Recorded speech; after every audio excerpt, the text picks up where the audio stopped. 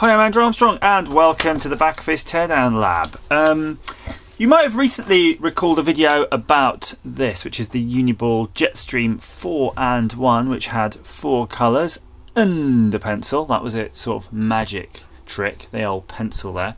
So what I thought was, why don't we have a little bit of a fun with pens type series? And I take a series, not like a long series, like maybe 1 or 2 episodes maximum. And the reason is, it was encouraged because on a recent stream I started talking about pens that I've liked, pens that I've had, and pens where the direction of pens where I want to take them. So this is the first pen that I have, and you can see these are the sort of last few, and you can buy a box of these for £30. They're quite expensive and they don't make them anymore, so I don't know if they were always £30, but I'm pretty sure they weren't.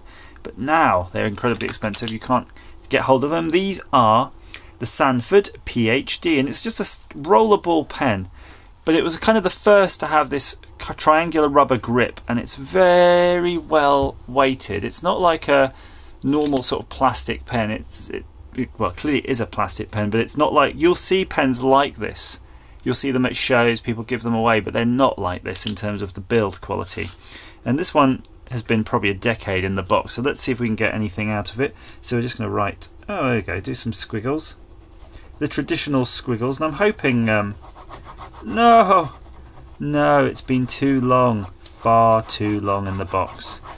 But anyway, it was a sublime writing experience. It got me through a lot of exams and a lot of exam revision. This was back in the days when you had to do lots of writing, and it was one of the few pens I could use for hours upon hours put on per hour without getting any sort of fatigue. Very nice indeed, and I'm down to my last 2 in existence. I do have one here, an older one that I've sort of kept as a spare, but you can see the old rubber grip has got a bit crusty on that one, but you never know when you need the old pen spring.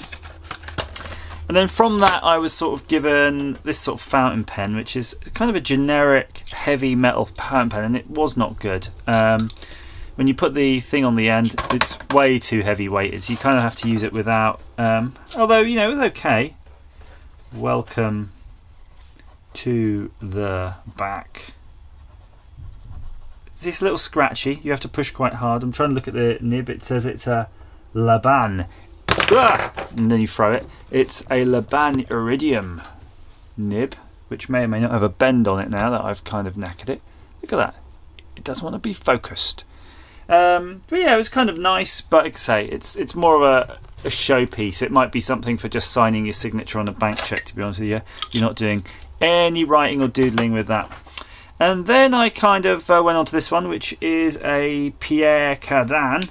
Again, very similar iridium tipped pen, and this is super horrible. Look at that. It's really scratchy.